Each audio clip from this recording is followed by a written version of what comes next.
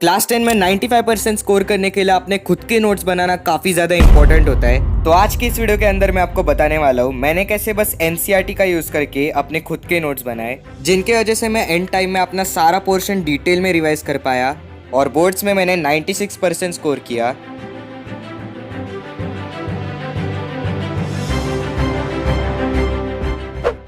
Notes बनाने का main motive यही होता है कि जब आपकी एग्जाम पास आ रही होती है और आपके पास पूरा पोर्शन रिवाइज करने के लिए समय नहीं होता, तब आपके पास कुछ ऐसा जरिया होना चाहिए जिससे आप अपना पूरा पोर्शन बस कुछ घंटों में रिवाइज कर पाओ। तो मेरे पिछले वीडियो के कमेंट सेक्शन में मुझे काफ़ी सारे रिक्वेस्ट आए कि भैया प्लीज़ मुझे आपके नोट्स भेज दो, मुझे आपके एनसीईआरटी की मार्किंग्स भेज दो। देखो, मैं अपने नोट्स तो भेज दूंगा, लेकिन मैं चाहता हूँ कि आप अपने खुद के नोट्स बनाना सीखिए। खुद के नोट्स कभी भी रेडीमेड नोट्स से 100 गुना बेटर होते हैं। तो जब आप अपने खुद के नोट्स बनाते हो तब आप कॉन्सेप्ट्स को और अच्छी तरह से और डिटेल में समझ सकते हो, क्योंकि जब आप उन कॉन्सेप्ट्स को सिंप्लीफाई करके अपनी खुद के लैंग्वेज में लिखोगे तो आपको वो ईजिली लर्न हो जाएंगे और बाद में आपको रिवाइज करने में भी और आसानी होगी। Now let's move to the main topic. अभी जानते हैं नोट्स एक्चुअल में बनाने कैसे है। चलो भाई, देखो अब मैं क्या करता हूँ। तो सबसे पहले मैं बताता हूँ मैथ्स के लिए कैसे नोट्स बनाते हैं। मैं हमेशा मैथ्स को पहले लेता हूँ क्योंकि मुझे पता है ये सब्जेक्ट काफ़ी सारे लोगों का फेवरेट है। तो मैथ्स के लिए सबसे पहले आपको अपनी एनसीईआरटी बुक के सारे फॉर्मूले अपने नोट्स के बुक के अंदर एक जगह पर लिखने हैं। देखो, ये करने के लिए मुझे मैक्सिमम 4 पेजेस लगे, 1 2 3 4, यानी कि 4 पेजेस के अंदर मेरे पूरे एनसीईआरटी के फॉर्मूले रिवाइज हो जाएंगे। और एक इस चीज़ का बेनिफिट ये है कि जब भी आप कोई फॉर्मूला भूल जाओ तो आपको बार बार अपनी एनसीईआरटी बुक खोल के उसको ढूंढना नहीं पड़ेगा, आपको यहाँ पे अपना फॉर्मूला आसानी से मिल जाएगा। तो इसके बाद जो क्वेश्चंस बहुत ज़्यादा इंपॉर्टेंट है या फिर जो क्वेश्चंस आपको बहुत ज़्यादा डिफिकल्ट जा रहे हैं सॉल्व करने में, उनको आपको अपने नोट्स के बुक में लिखना है और उसके सोल्यूशन को स्टेप वाइज उसके ही नीचे आपको लिखना है। फॉर एग्जाम्पल ये वाला क्वेश्चन, ये ट्रायंगल्स चैप्टर का है।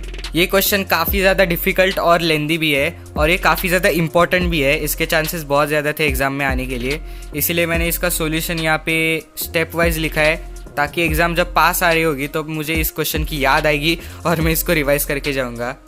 और एक फन फैक्ट बताओ, ये क्वेश्चन आया भी था एग्ज़ाम में और मैंने इसको सॉल्व भी कर दिया था। तो एक बंदा मुझे पूछ रहा था कि किस टॉपिक से ज़्यादा क्वेश्चंस आते हैं। तो देखो, ये चीज़ तो आपको बाद में पता चलेगी जब आप काफ़ी सारे पीवाईक्यूज और पेपर सॉल्व करोगे, जिससे आपको अंदाज़ा आएगा कि किस टॉपिक से ज़्यादा क्वेश्चंस आ रहे हैं। ये आपको ऑटोमेटिकली बाद में पता चलेगा। अभी आपको टेंशन नहीं लेना है, अभी बस आपको अपना पोर्शन कंप्लीट करने में फोकस करना है। तो अभी बढ़ते हैं साइंस की तरफ। तो मुझे पता है आप में से मैक्सिमम लोगों को केमिकल इक्वेशंस को लर्न करने में डिफ़िकल्टी हो रही होगी। ये कोई टेंशन लेने वाली बात नहीं है, पहले मुझे भी होती थी, लेकिन जैसे जैसे आप आगे के चैप्टर्स पढ़ोगे वैसे वैसे आपको पता चलने लगेगा कि केमिकल रिएक्शंस एक्चुअल में कैसे वर्क करते हैं। अगर आपको ये एक बार पता चल गया तो आप किसी भी केमिकल इक्वेशन का प्रोडक्ट खुद से निकाल सकते हैं।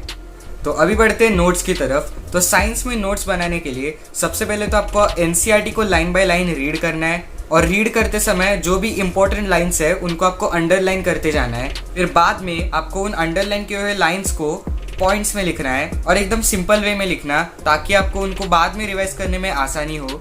तो देख सकते हैं आप लोग किस तरह से मैंने यहाँ पे एनसीईआरटी में इंपॉर्टेंट लाइंस को मार्क किया है। और याद रखना, आपको ये पूरे के पूरे लाइंस नहीं लिखने हैं, आपको इनको शॉर्ट करके लिखना है, नहीं तो पता चले भाई आप पूरा का पूरा पैराग्राफ ही उतार दो अपने नोट्स में। तो ये है मेरे कार्बन एंड कंपाउंड्स के नोट्स। देख सकते हैं आप लोग किस तरह से मैंने इन्हें शॉर्ट में लिखा है, डायग्राम्स का भी यूज़ किया है ताकि भाई बाद में आसानी हो। यार, नोट्स का मेन मोटिव यही होता है। तो ये देखो किस तरह से मैंने यहाँ पे सारे के सारे केमिकल इक्वेशंस लिखे हैं कार्बन एंड कंपाउंड्स चैप्टर के। इसी तरह से आप सारे चैप्टर्स के भी लिख सकते हो अगर आपको चाहिए तो।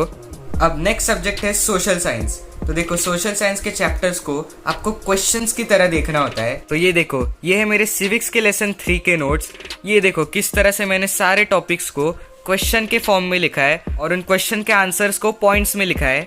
ये देखो किस तरह से ये पूरा का पूरा चैप्टर बस 10 क्वेश्चंस में पूरा का पूरा कवर हो गया। ऑफ कोर्स आपको लेसन को सबसे पहले अच्छी तरह से समझना पड़ेगा, फिर आप ये नोट्स यूज़ कर सकते हैं। भाई ये ऐसी ट्रिक यूट्यूब पर और किसी ने आपको बताई नहीं होगी, मैं ये गारंटी देता हूँ। तो पिछले वाले वीडियो में मैंने ऑलरेडी दिखाया कि किस तरह से मैंने सोशल साइंस के लिए क्वेश्चन और उसके आंसर्स एनसीईआरटी में ही मार्क करके रखे हैं, तो आप वो वीडियो भी जाकर देख सकते हैं इसके बाद। तो इसी तरह से मैंने अपनी नोट्स को बार बार रिवाइज किया और सोशल साइंस में 100 आउट ऑफ 100 स्कोर किया। तो अभी बढ़ते हैं इंग्लिश की तरफ। तो इंग्लिश में नोट्स बनाना काफ़ी ज़्यादा डिफरेंट होता है। साइंस और सोशल साइंस में कैसे बस आपको चैप्टर को पॉइंट्स में एक्सप्लेन करना होता है, लेकिन इसमें स्टोरी होती है और कैरेक्टर्स होते हैं। उस स्टोरी और कैरेक्टर्स को आप कैसी लैंग्वेज में एक्सप्लेन करोगे उस पर आपके मार्क्स डिपेंड करते हैं, ना कि कॉन्सेप्ट्स के ऊपर। इंग्लिश में तो भाई मैंने एंड टाइम में खतरनाक नोट्स बनाए हैं, मैं आपको दिखाता हूँ। तो देखो, इस तरह से मैंने एक आंसर शीट ली और भाई मैंने अपने साल भर का सारा ज्ञान इसके अंदर उतार दिया भाई। अच्छा, तो ये मैंने पिछले वाले वीडियो में भी आपको बताया था कि अगर आपको अपने एग्जामिनर को खुश करना है तो आपको अच्छी इंग्लिश का यूज़ करना पड़ेगा। आपको कुछ ऐसे वर्ड्स का यूज़ करना पड़ेगा या फिर ऐसे लाइंस का यूज़ करना पड़ेगा जिससे आपका पेपर चेक करने वाला इम्प्रेस हो जाए भाई। इम्प्रेस होकर उसको मार्क्स देने ही पड़ेंगे। तो देखो, ये हिज फर्स्ट फ्लाइट चैप्टर की समरी है। ये बस इतनी सी लिखी है मैंने, लेकिन इसके अंदर जो लैंग्वेज या फिर वर्ड्स यूज़ किए हैं मैंने वो एकदम स्टैंडर्ड टाइप के यूज़ किए हैं। अब ये देखो, ये कैरेक्टर की इन्फॉर्मेशन के लिए मैंने पॉइंट्स लिखे हैं। She dreams of grander and glamour of rich life. तो इस तरह से मैंने काफ़ी सारे वर्ड्स भी लिखे हैं जो कि इस कैरेक्टर को एक्सप्लेन कर रहे हैं। मैंने भी इसके अंदर से काफ़ी सारे वर्ड्स को यूज़ किया है आंसर्स में। तो इसी तरह से मैंने अपने सारे नोट्स बनाए और भाई मुझे काफ़ी सारे कमेंट्स आ रहे थे कि भाई मुझे अपने नोट्स सेंड करो। तो देखो भाई, मैं अपने नोट्स सेंड करने के लिए रेडी हूँ, लेकिन फिर भी मैं आपको रेकमेंड करूँगा आप अपने खुद के नोट्स बनाने में ज़्यादा फोकस करो। लेकिन फिर भी आपको मेरे नोट्स चाहिए तो मैं एक टेलीग्राम चैनल बनाने वाला हूँ, उसके ऊपर मैं अपने सारे नोट्स अपलोड किया करूँगा। So stay tuned for that, subscribe करके रखना। तब तक के लिए बाय बाय।